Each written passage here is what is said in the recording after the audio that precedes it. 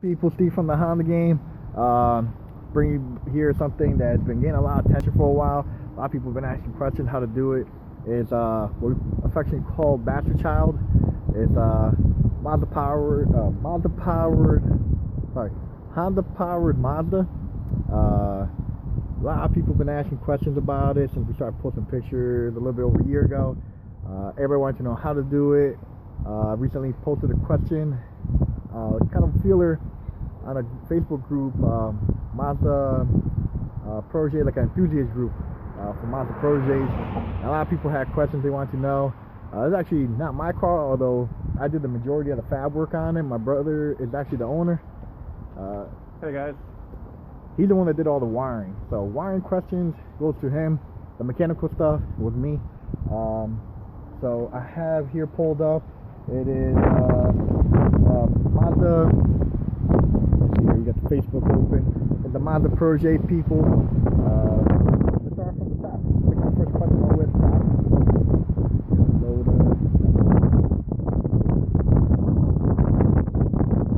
the top. All right, everyone. Got a first question from Josh Garcia. He asked, "How much did we spend on the whole thing?" That's a little hard to say. So there's a reason this car, we call it Bastard Child. It's not only because it has a Honda engine, it's also because what the drivetrain is. So it's actually an F2B, and everybody keeps asking or saying it's an H22. You're partially right. So it's a GSR transmission, H22 head, and then the block is actually a F23 block from a 98, 99 Honda Accord. The internals are actually K-series, K20 Type S pistons. It's a K20 intake manifold. There's a QSD plate that makes that happen. For the F2B, it's actually plateless, so it all basically just bolts together. So as far as cost, it really depends. If you had to buy everything outright, it'd probably be a couple grand. I had most of the stuff laying around, / friends had stuff. Zay Damra on Instagram donated a head. This is actually the second head on it. My friend Michael donated the first head. So out of pocket cost, it's on my side, I didn't spend as much as most people would, but you're probably looking at a couple grand if you're buying everything brand new. What mounts did you use? So who that? Josh Garcia, I think. So Josh also wanted to know what mounts did we use. And harness. And harness. All right, so for mounts, let's try to get in here. They're old school Avid steel mounts for an EK. And so in an EK, what they normally do is they bolt to the frame rail. And what I did here is I literally did the same approach. I bolted it through, drilled through the frame rail, nut and bolt, and just for a little extra precautionary, a quick tack on either corner on the top just to make sure it holds. On the driver's side, same thing. They're all Avid steel mounts. So the Avid steel mount and holder for an EK, same approach. I drilled through the frame rail, nut and bolt. Nut and bolt on the other side is kind of hard to see. And then the only thing I did was modify this little tab here to add an extra bolt, and that's it. Then for the rear mount, it gets a little interesting because the rear mount doesn't really line up at all. But I'm going to try my best to show you. And it's actually, if you can see, you have the stock Mazda protege bolting location. I made a plate that swings out. The stock mount from the Avid bolts up, and it's running the Honda B series T-bracket. And as far as linkage, it's actually a stock B series linkage. There's actually a hole that already there. You can just bolt it up, so that all lined up. Harness is a 96 and 98 Honda Civic EX harness, engine harness. And what we did is we basically eliminated all the original wiring harness from the original motor. We left in place most of the accessory stuff. So if you look here closely, some of the wiring, we haven't loomed anything up because we were diagnosing an issue we had for a while, and kind of also to make it easier to explain some of it. We're not going to go into a lot of detail because this is the most involved part, is the making the harness. But the majority of it, about 95%, it is OEM Honda Civic EX wiring. So it basically ties into the sensors on the motor, goes in the factory location. It plugs into the factory Honda ECU, and then we have it pinned so the cluster works. OB2 works as well. The cluster works. We're only having one slight issue, which is with the coolant sensor, but we think we know what that is. Shout out to Dave. Dave actually drove here yesterday from Brooklyn. We were trying to get this filmed yesterday, but it was just raining too much, and I don't know if you can tell, it's really cold today, so we're freezing while we're filming this. So what's the next question? Also, AC power steering from Josh Garcia, and the ECU, which we already mentioned, is from a 96 Honda Accord EX manual. There's a reason we're running that ECU right now. We wanted to make sure the car was completely OB2 compliant.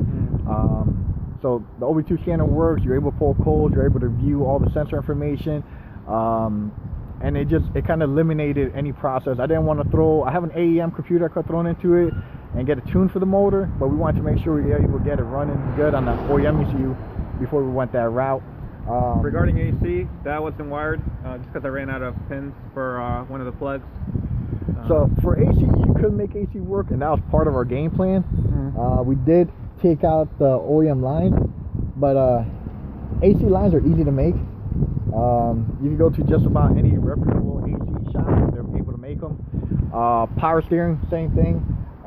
We actually eliminated power steering, but if you want to keep it, you could go to a hydraulic shop, bring both ends, and they'll make you a new line. When we priced it out, somewhere around like $150-200 for a new line. So you could have full AC and power steering and not have issues there. What other questions we have? All right, so we have Alan Suarez. He's curious about the difficulty of mounting the engine, trans, and shifter, and just wanted to get our take on it. All right, so the difficult standpoint is not super difficult. Originally we were going to go K-series, but we had issues with the motor and transmission we had bought. The motor ended up having a spun rod bearing, and the transmission had a couple broken gears. So if you were to do this swap, put a Honda motor in a Protege, K-series is actually the easiest way. When I measured it originally, frame rail to frame rail, it is almost exactly like an EK. So if you treat this car like an EK, most of the stuff is going to kind of work. You're still going to have to modify the mounts as we showed you before. Linkage in our case is mechanical linkage. It will actually bolt it right up. K-series uses shifter cables, and all you have to do is drill a hole through the firewall and run them that way. The biggest pain for this setup, and a lot of people want to know about B-series. You could do a B-series, but you need to use a GSR head and GSR intake manifold. You can't run anything else if you go B-series. And the reason is, I'm going to show you right here. The brake master booster to manifold clearance is a hair off, and we did this just to make sure axle geometry is on point. When the motor under power, the motor actually opens up that gap, so you actually end up having more clearance. If you run a K-series manifold, K-series motor and trans, you won't have that issue. For B-series, you can't run like a B16 head or a Type R head because the intake manifold actually comes up, and you're going to be into the master cylinder. And we didn't want to deal with the issues of having to run like mechanical brakes over. So we chose to go K20 intake manifold, and it drops down, and you can see it's a really tight fit. I got maybe 4 or 5 millimeters, but once you accelerate, the manifold actually drops down, and you end up with like 10 to 15 millimeter clearance. Under heavy braking and downshifting, it never touches, so it's really close. All right, what else do we have? Let's see here. Can you pause it too? Yeah, we can pause. All right, so we have another question. We have another question. Comes from Darrell Wesley. He asked, can you post a video on how to remove that kit and put the Mazda engine back? No. Mazda motor not going back in this thing.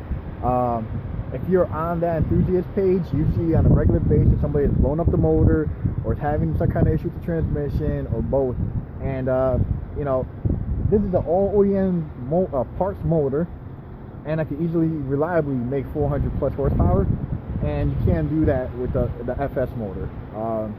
These cars handle great. You know, the price had gone down a lot, but you know, you gotta be honest with yourself. The original motor and transmission, as much as people don't want to admit to it, or some do, they're garbage. Mazda could have done a better job putting in a stronger motor. So Honda motor is the way to go if you're looking for reliability. I know a few people want to know a little more specifics, like the axles. So for example, the axles are actually a combination of Mazda and Honda, and yes, they both together. The ends that go into the hub are Mazda, and the reason we did that is they're actually an inch longer than the B series. Same spline count, any B series will fit into the hub, but they're too short. And if you want to keep ABS, you also need a ring gear from the Mazda. So the end of the axle is actually Mazda. The shaft and the other part of the axle is Honda. If you wanted to go K series, you could do the same thing. You could actually run B series axles in a K series transmission, and you would do the same exact thing. You would get the ends of the Mazda that go into the hub. You take that off, you have them separated, and you put the Honda ones in. They all slide together. If you're not sure, you don't really feel like doing it, you can bring it to an axle place. Now we'll also tell you ahead of time, if you get aftermarket axles, any remans, they're Chinese made, they do not like to separate. So we learned that the hard way. We bought 2 different axles, we ended up breaking both of them, but the OEM Mazda ones actually separate and slide right onto the Integra B series shafts, and that makes it a lot easier and more cost effective. Once you have those axles, if you think they're not strong enough, you can always send them out to like drive shaft shop and get, you know, stronger axles made. But you know, I have a turbo power CRX making 500 horsepower running OEM B series axles, and I'm not having issues. So, you know, strength wise, they're there. Any other questions? Some folks mentioned that they saw this the same car back in Craigslist a couple of months back.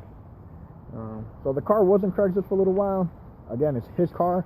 We were having a couple issues due to the wiring. Honda runs this thing called ELD. ELD is electrical load detector, and it fought us for a long time before we figured out a way to bypass it. And we actually didn't bypass it. We were able to take the ELD component out of the Honda fuse box, add it to the Mazda one, tie it back to the ECU, and then good to go. The car has currently no check engine lights, nothing. It starts, runs, drives. You know, you want to fire it up? I will do that. We're gonna fire it up right now. You guys can hear it.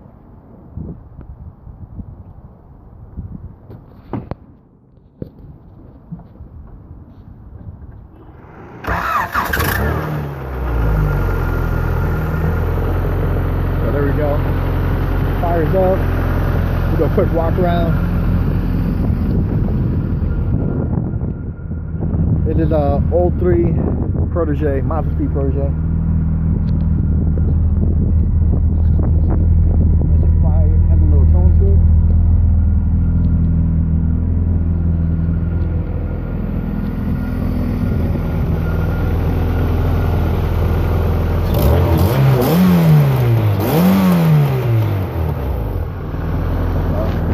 There you have it. That's how you do a Honda motor and to a Mazda Protege.